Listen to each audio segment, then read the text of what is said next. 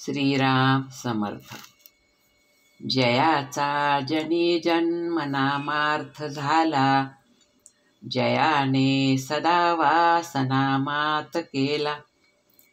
जयाच्या मुखी सर्वदा नाम कीर्ती, नमस्कार त्या ब्रह्मचैतन्य मूर्ती.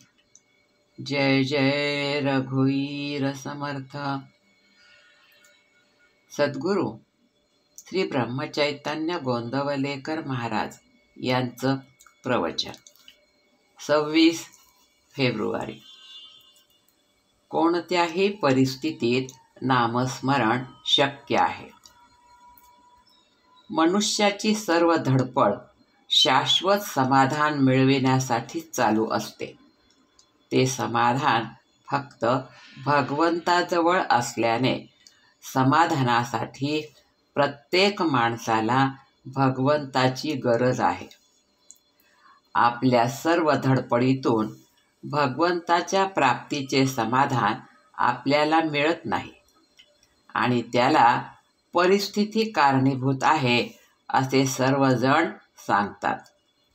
पण खरोखरच परिस्थिती आड येते किंवा काय हे आपण बघितले पाहिजे. परिस्थिती संबंधी विचार करताना एक बाह्य परिस्थिती आणि दुसरी आंतरस्थिती यांचा विचार करावा लागेल. बाह्य परिस्थितीचा विचार करताना प्रथम आपली शरीर प्रकृती आड येते. ही प्रकृती कशीही असली तरी भगवंताचे स्मरण आपल्याला करता येईल की नाही? या प्रकृतीला कितीही क्षीणत्व आले, देहाला कितीही विकलता आली तरी अंतःकाळी भगवंताचे स्मरण करता येते असे भगवंताने गीतेत सांगितले आहे. देहाची अवस्था कोणतीही असली तरी त्यामध्ये नामस्मरण करता येत नाही हे म्हणणे काही बरोबर नाही. तेव्हा प्रकृती आड येते असे म्हणणे कितपत संयुक्तिक ठरेल? पुष्कळ लोक आर्थिक अडचणी संबंधी कुरकुर करतात. पैसा नसल्या कारणाने प्रपंचात काळजी उत्पन्न होऊन भगवंताकडे लक्ष द्यायला सवडच मिळत नाही असे बरेच जण सांगतात.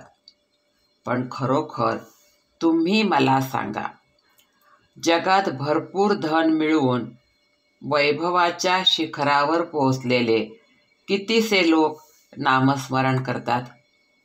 आजपर्यंत किती राजे लोक आपले राजवैभव लाथाळून भगवंताच्या प्राप्तीसाठी बैरागी झाले? आपल्याजवळ पैसा नसणे हे भगवंताच्या प्राप्तीच्या आड येते हे म्हणणे बरोबर नाही. उलट पैसा हा भगवंताची निष्ठा फार कमी करतो. पैसा असला की आपल्याला एक आधार आहे असे वाटते. म्हातारपणी आपल्याला उपयोगी पडावा म्हणून पैसा साठवायचा प्रयत्न करावा तर मी म्हातारपणापर्यंत जगेन याची खात्री कोणी द्यावी?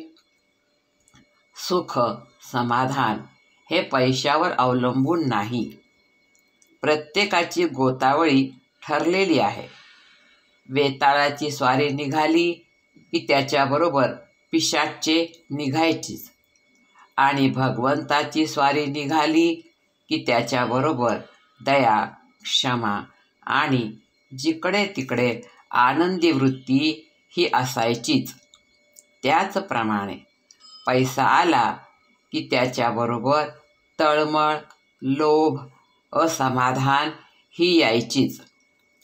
परस्त्री एखादे वेळी विषयभोगामध्ये आपल्याला सामील होणार नाही, पण पैसा मात्र आपण वापरू तसा वापरला जातो.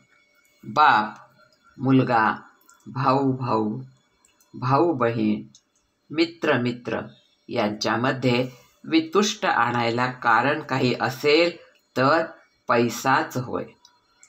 आजचे बोधवचन.